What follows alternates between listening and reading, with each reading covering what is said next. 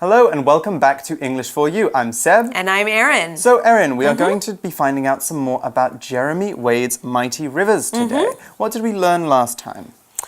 Okay, well, we learned that Jeremy Wade, who is a famous angler, that's a kind of fisherman, he's looking at how pollution and climate change and other bad things are kind of changing 6 of the world's most important rivers. Right. He went to one special river, didn't he? The Ganges, which is a very big river in India. He said apparently it should be full of fish, but the markets that sell the fish around it are selling fish that were produced somewhere else.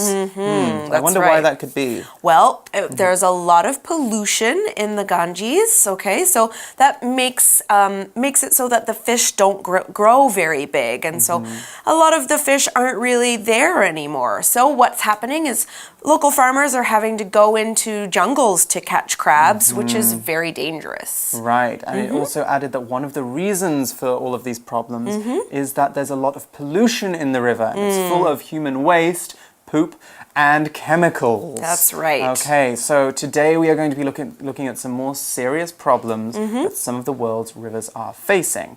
Let's go to our Day 2 article now. Okay. Reading. Jeremy Wade's mighty rivers. Next, Jeremy visits the Danube, which runs through Central and Eastern Europe. It is supposed to be home to millions of birds and fish, but nobody is fishing anymore.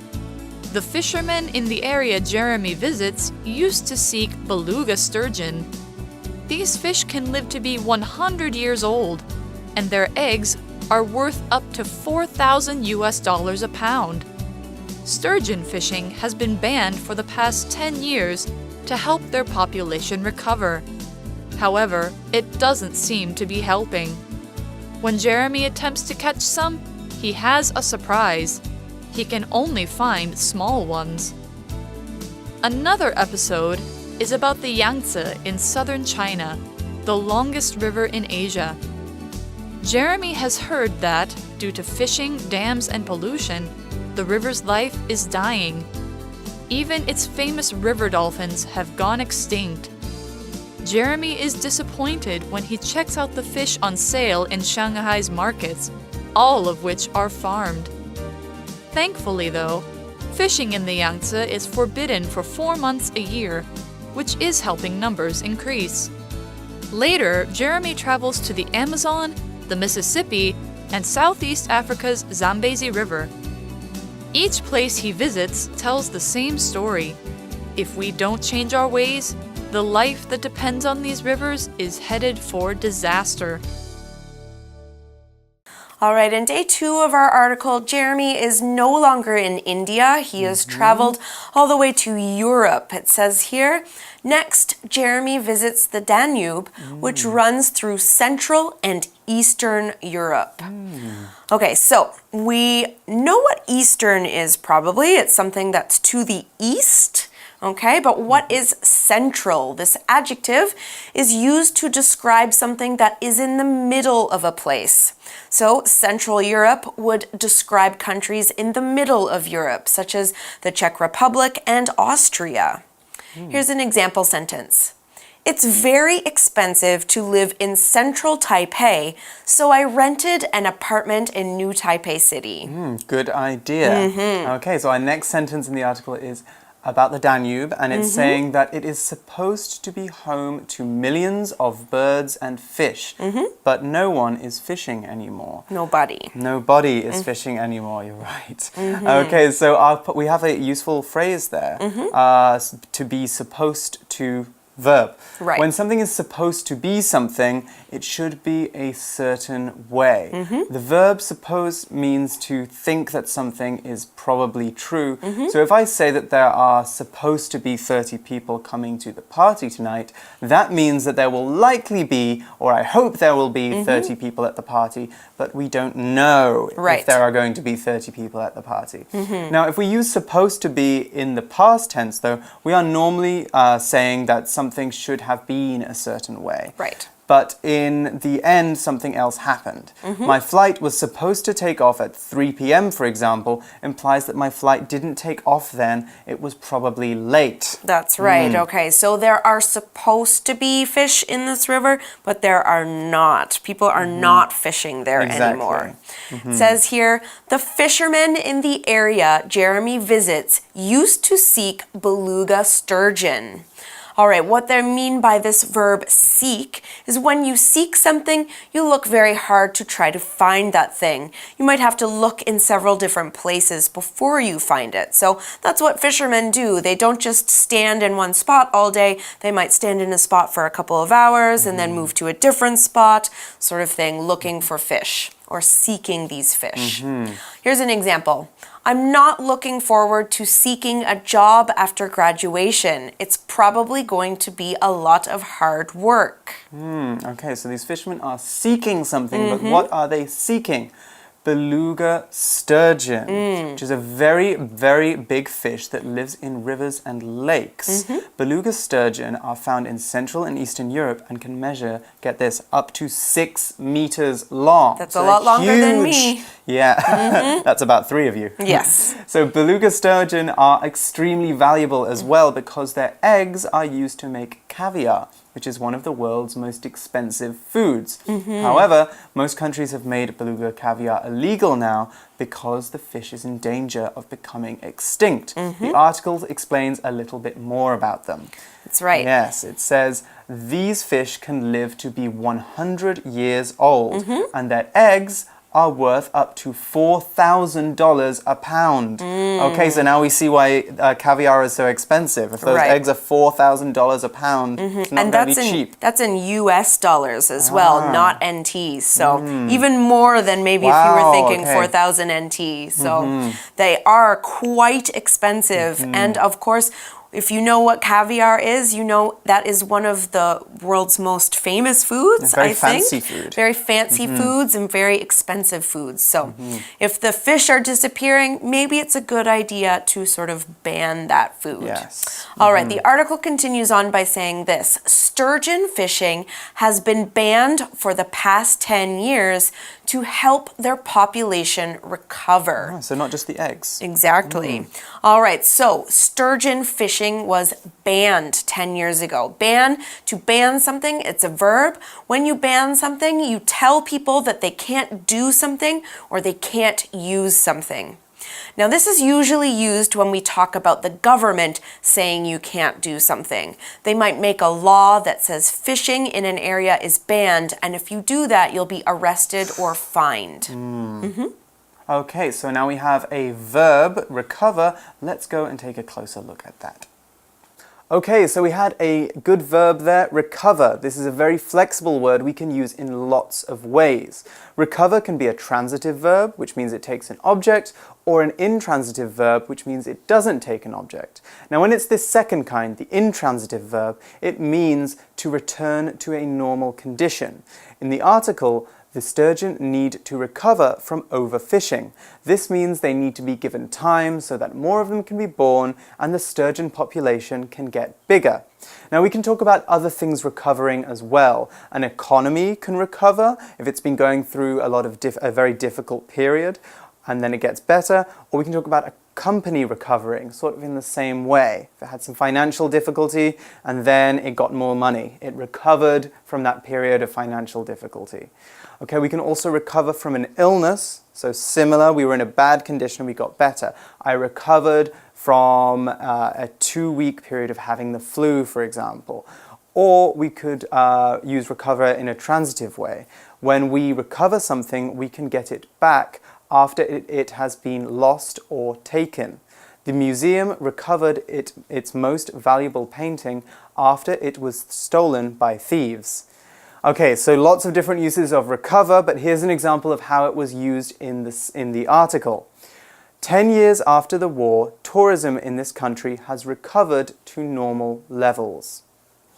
Okay, so we want the sturgeon population to recover. Right. But is it enough? Well, the article says, however, it doesn't seem to be helping. So they're not recovering. The sturgeon, there's still very small numbers of sturgeon. That's right, and we know this because it says in the article, when Jeremy attempts to catch some, he has a surprise. He can only find small ones. So what we see there is that we learned in day one that the size of the fish is a measure of the river's health. If you're only finding small fish and not big ones, that's a sign that the river is still not healthy. And obviously, yeah, if it's an unhealthy river, then there's not a good environment for fish to grow up big and strong. Right. Yes, okay, so the show goes on to look at some other rivers which are facing problems. In fact, we learn about another episode. The article says another episode is about the Yangtze, that's the Changjiang, in southern China, the longest river in Asia. That's right. Okay, so we're looking at another episode. An episode is a video, TV program, podcast, or radio program that is one in a series. So normally when we watch a TV drama, for example, the entire story is told in 1 hour pieces that we watch each week. So you watch episode 1 one week, episode 2 the next week, and episode 3 the week after. These are episodes. That's right. Now, of course, if you watch lots of episodes of TV at the same time, you could say that you are binge watching them, which is something I know I like to do on the weekend. It's easy to do on Netflix. Very easy, yeah. Yes. All right, well, let's find out more about the Yangtze River. It says here, Jeremy has heard that due to fishing, dams, and pollution, the river's life is dying.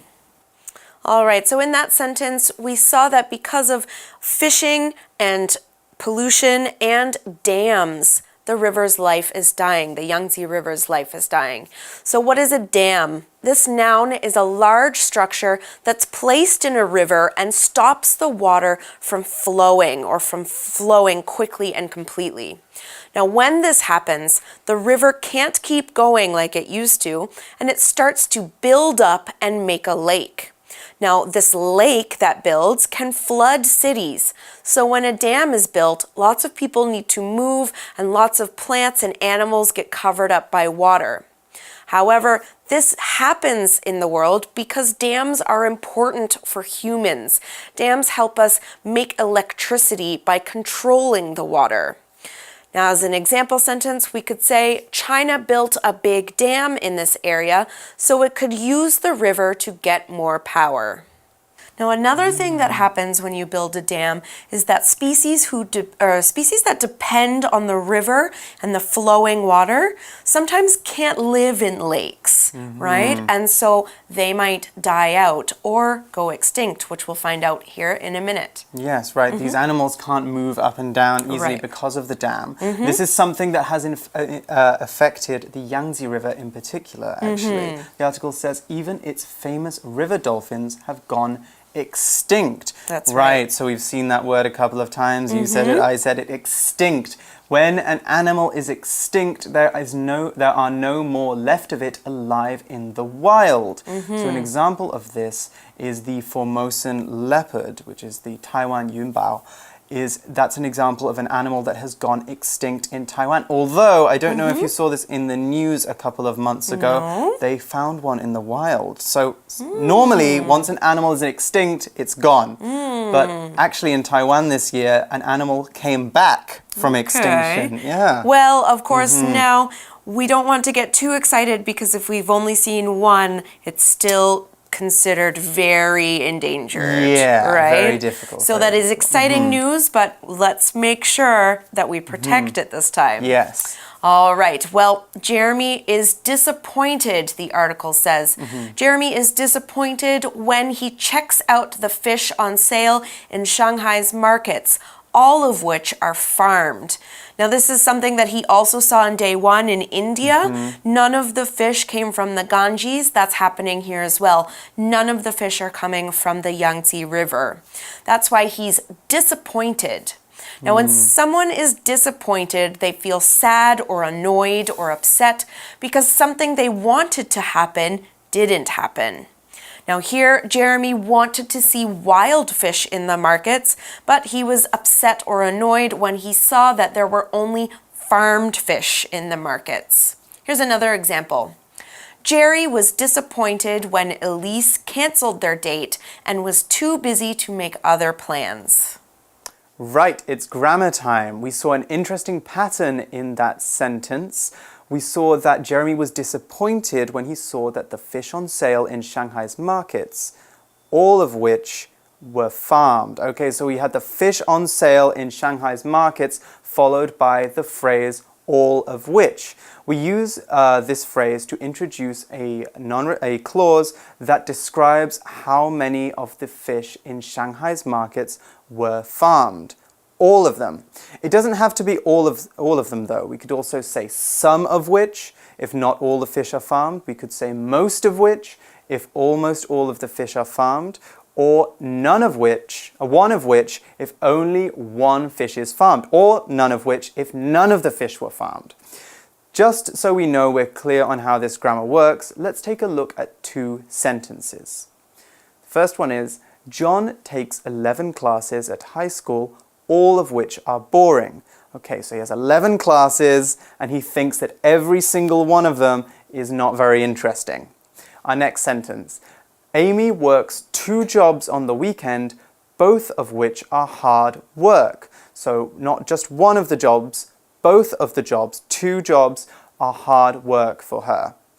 Okay, and actually we have a third sentence we can look at as well. Jo is going to meet her 2 sisters today, one of whom is pregnant. Okay, so notice we didn't use which here, we used whom, which is the word we use when we are talking about people instead of things.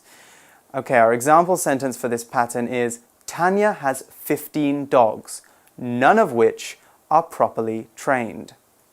Okay, so we saw that all of the fish in the Shanghai's markets were coming from farms, right?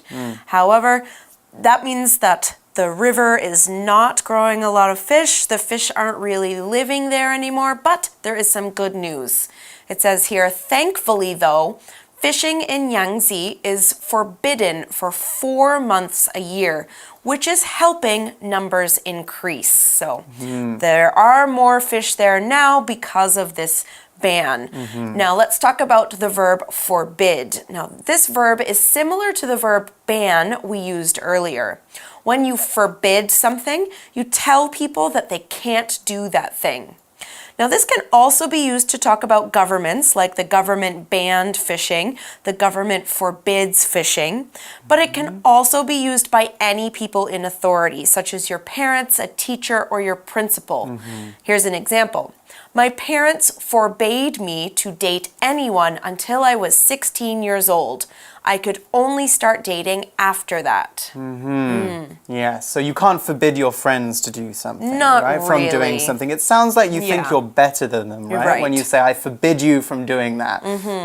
Yeah, don't use it with your friends. Right. Okay, so we go on in our article to look at some more rivers. It says, later, Jeremy travels to the Amazon, the Mississippi, and Southeast Africa's Zambezi River. Okay, so 3 other very important rivers. The Zambezi River actually divides up, I think, something like 4 or 5 countries. Okay. Yeah, it's a very big river. Now, unfortunately, it says here, each place he visits tells the same story. I wonder what story that is. Apparently, not a very good one. No, it says, if we don't change our ways, the life that depends on these rivers is headed for disaster. Oh no. Okay, so we saw a phrase there, depend on something or someone, which means to need or someone or something for support, help, or in order to do something. Right. So we could all say that we depend on electricity to work, well, just to do everything in life, really, because electricity is very important. One of the most important things we use on a day-to-day basis. We have an example sentence for this as well. The children in this poor rural village depend on candlelight to do their homework after dark. Oh, I see. So they can't do their homework without the candles. Exactly. Okay, well, we also saw the phrase be headed for or be heading for. Now, if you are heading or headed for something, that thing is likely to happen to you soon. So we said that the river is headed for disaster because of what we are doing to the world, our climate change, the pollution we make, that sort of thing. So the rivers are headed for disaster. That means disaster or something bad is going to happen to them probably very soon. Here's another example. Unless we do something about our serious sales problem, this company will be headed for disaster. All right, not a very happy note to end this article on, but that just means that you should think about how you can protect Taiwan's rivers because you have lots of them here too. All right, well, we are finished with today's article. Let's finish off with today's For You chat.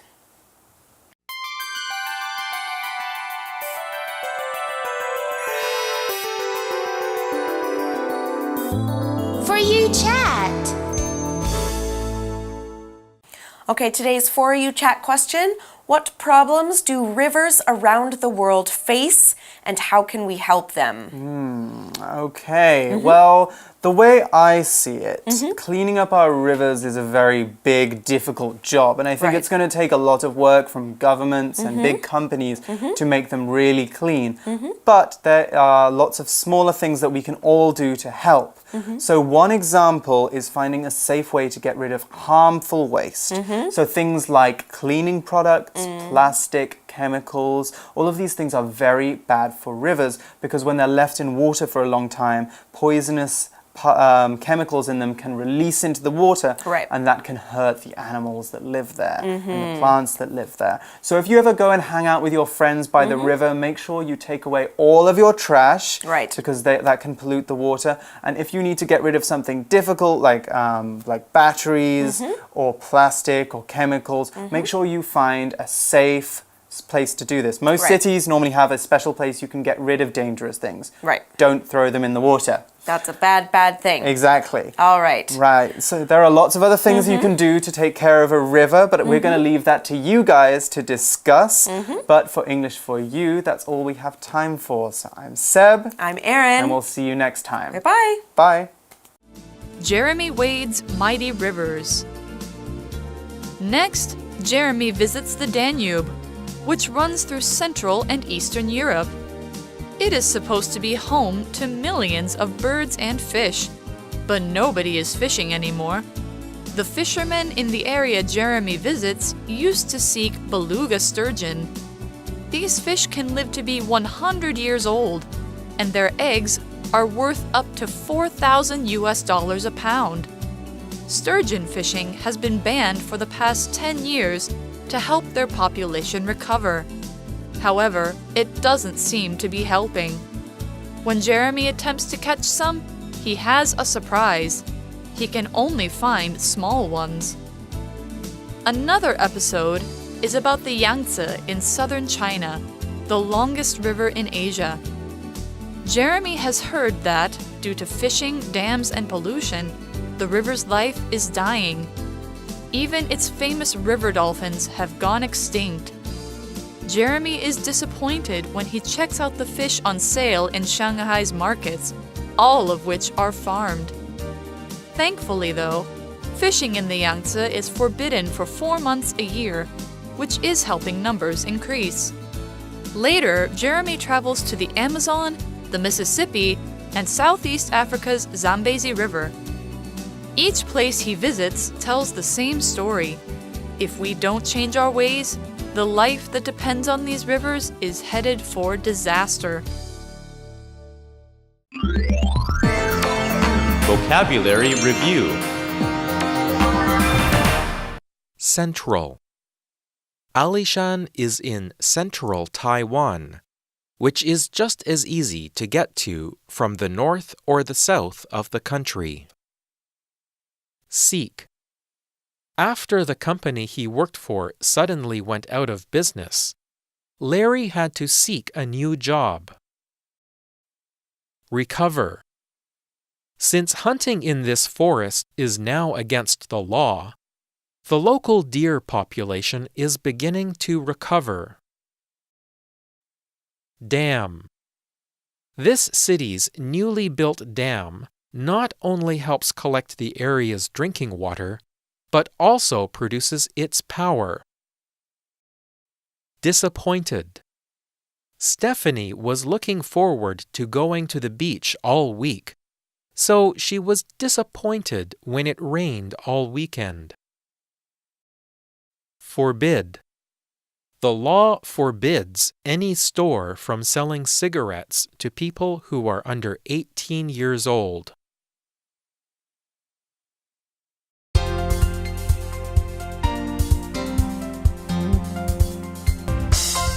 以上节目是由活用空中美语制作，活用空中美语杂志，请洽询全国各大书店。如欲索取试听教材，请来电02-2364-4000 02-2364-4000，或上网查询，网址是 www.english4u.net www.english4u.net